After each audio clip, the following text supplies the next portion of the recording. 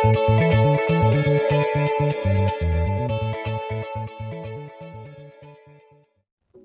दोस्तों, स्वागत है आपका हमारे यूट्यूब चैनल टीम एफएमसी पर। मैं हूं आपका दोस्त बलविंदर सिंह और एक बार फिर से लेकर आ गया हूं नवनीत भाई द्वारा बनाई गई फैनमेड कॉमिक्स अर्थ रिबूट का अगला एपिसोड यानी एपिसोड 4।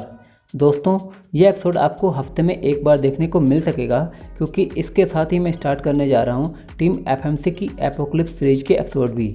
तो बिना देरी किए हम फ्लैशबैक में चलते हैं।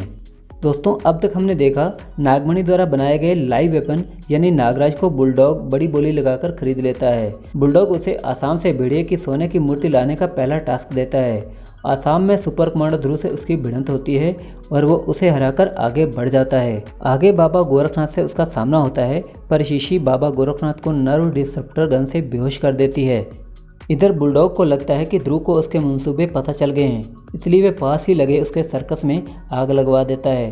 तब ध्रुव प्रण लेता है कि वह उनसे अपना प्रतिशोध जरूर लेगा और अब कभी अपराध को सर उठाने नहीं देगा।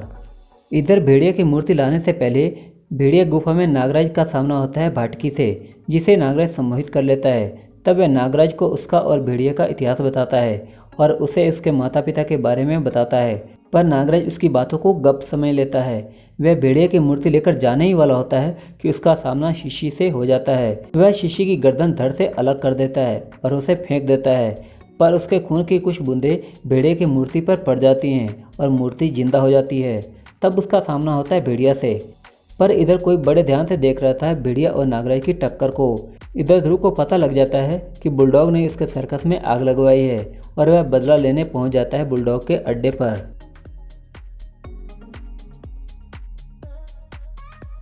आगे हम देखते हैं कि ध्रुव के हाथ में एक चिंगारी नजर आ रही थी और अगले ही पल हम देखते हैं कि बुलडॉग का बारूद घर और बिजली का ट्रांसफार्मर एक कान फाड़ू आवाज़ के साथ फट जाते हैं। कैंप में भगदड़ मच जाती है। तब ध्रुव वॉच टावर के गार्ड्स को ठिकाने लगाने लगता है। इधर बुलडॉग गुस्से से भर उठा था यह सब देखकर।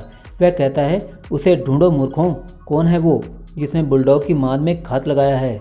अब उसे अपने हाथों से एक दर्दनाक मौत देगा बुलडॉग। देखते ही देखते पूरा कैंप एक छावनी में बदल गया था। सभी ध्रुव को ढूंढ रहे थे। इधर बंगांडा कबीले में भेड़िया और नागराज की टक्कर जोरों पर थी। भेड़िया गदा के एक वार से नागराज को दिन में तारे दिखा देता है। नागराज जमीन में सर्प छोड़ने लगता है, जिसे देख भेड़िया हंसते हुए कहता है, सांप कहाँ छोड़ रहा है नागराज, मैं तो यहाँ हूँ। अभी से ही इतना भय कि तेरे सांप रास्ता भटकने लगे हैं।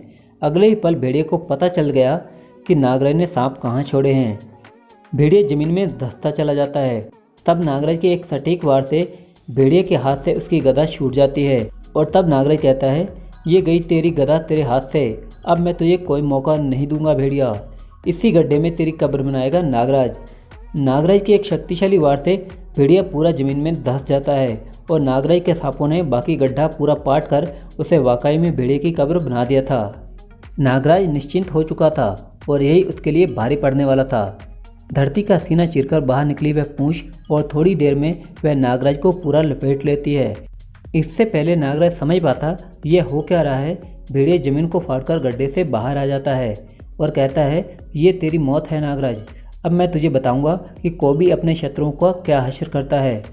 इतना कहकर वह नागराज पर एक जोरदार वार करता है और कहता है, अब मैं तुझे सजाए मौत करार देता हूँ नागराज। इतना कहकर वह अपना नुकीला पंजा नागराज के सीने के पार कर देता है। तब भेड़िया कहता है, ये मुसीबत तो खत्म हुई, अब गुरुराज भाटकी की तलाश करनी चाहिए। अब यह निश्चिंतता भेड़िया पर भारी पड़ सकती थी। थोड़ी दूर चलते ही भेड़िया के पैरों में कुछ लिपटता है और भेड़िया उसमें उलझकर नीचे गिर जाता है। उसके मुंह से निकलता है, ओह, यह क्या उलझ गया मेरे पैरों में। तब भेड़िया के सामने खड़ा होता है वो जलजला, जो था नागराज। वह कहता है, दुश्मन की मौत की पूरी तसल्ली किए बिना उसे मरा समझना बेवकूफ़ी होती है मिस्टर भेड़िया। भेड़िया नागराज को जिंदा देखकर चौंक जाता है। इधर वह रहस्यमय शख्स कहता है, ओह, तो यानी नागराज के सूक्ष्म सर्प उसके घाव भर सकते हैं। पर अब इंतजार बहुत हुआ, अब समय आ गया है अपने कार्य को अंजाम देने का। इधर बुलडॉग के अड्डे पर ध्रुव को पकड़ने का प्रयास जारी था और इधर नागराज भेड़िया से कहता है, बस अब खेल बहुत हो चुका भेड़िया, अब तेरे चलने का टाइम हो गया है। नागराज अब खतरनाक मूड में था, पर तभी अचानक नागराज के सर पर एक वार होता है और वह बेहोश हो जाता है। तब सामने आता है शिकांगी नेवला। तब वह भेड़िया से कहता है, मेरी तुमसे कोई शत्रुता नहीं है भेड़िया मानव, इसलिए इस नाग मानव के बारे में सोचना छोड़ो और गुफा में बेहोश अपने गुरु को संभालो। भेड़िया को उसकी बात समझ में आ जाती है और वह गुफा की ओर चल देता है। इधर शिकांगी नागराज को लेकर वहाँ से गायब हो जाता है और लेकर पहुँचता है बाबा गोरखनाथ के आश्रम में, जहाँ वे नागराज की शल्य चिकित्सा करते हैं। वे नागराज के दिमाग में फिट वह कैप्सूल निकाल देते हैं जिसने नागराज को नागमणि का गुलाम बना रखा था, और तब नागराज लेता है एक अनोखा निर्णय। वह कहता है, आपने मेरे जीवन को नई दिशा दी है बाबा, आप मेरे लिए देवता समान हैं, मेरी असली जंग अब शुरू होगी। दुनिया भर से मैं इन आतंकवादी गिरोहों का खात्मा कर दूंगा और शुरुआत बुलडॉग से होगी। इधर भेड़िया भी एक प्रण लेता है।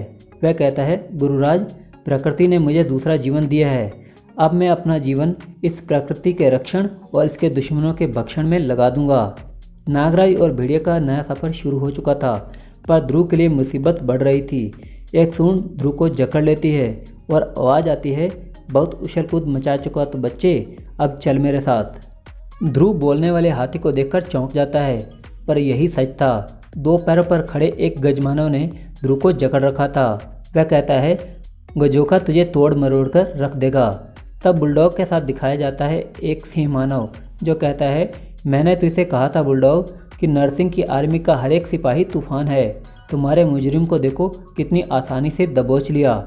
आगे वह कहता है, खैर मुद्दे की बात पर आते हैं। गूढ़ जंगल में बने यहाँ हमारे बेस पर अब बस तुम्हारे द्वारा हथियारों का जखीरा सौंपे जाने की देर है। भारत पर पशु मानवों की सत्ता के आतंक का परचम फिर कुछ ही दिनों में लहराएगा। इस पर बुलडॉग कहता है, तुम्हें हथियारों के साथ साथ मैं अपनी स्पेशल आर्मी भी दूंगा नरसिंह। हिंदुस्तान आग की लपटों में गिर जाना चाहिए बस। अमेरिका से मैं इसका सौदा पक्का कर चुका हूँ, और एक बार नागराज मूर्ति ले आए तो मैं उसे भी अपना गुलाम बनाकर तुम्हारे साथ भेज दूंगा। हिंदुस्तान की सरजमीन पर आतंकवाद की तलवार लटक रही थी और इसे रोकने वाला खुद मौत के मुंह में जाने वाला था। गजोखा के शिकंजे से अब ध्रुव की हड्डियां टूटने ही वाली थी कि ध्रुव के इस अप्रत्याशित वार से गजोखा दर्द से बिलबिला उठा। उसने ध्रुव को छोड़ दिया और फिर गर्दन पर हुए उस वार से वो उठ नहीं पाया। इस पर नरसिंह तालियां बजाते हुए कहता है, वाह लड़के, वाकई में काबिले तारीफ, साक्षात मौत के मुंह से बच गया, पर अब तू इनसे कैसे बचेगा। देखते ही देखते बहुत से पशु मानव ध्रुव पर टूट पड़ते हैं। इधर आसाम के जंगल के दूसरे छोर पर धुंध से बना एक प्राणी लोगों को खाकर अपनी भूख शांत कर रहा था। तब हाथी जैसा एक और प्राणी उसे कहता है, अबे बस कर मोटे, कितना खाएगा, ये अफीम हमें अपने सप्लायरों तक भी पहुंचानी है, चल अब।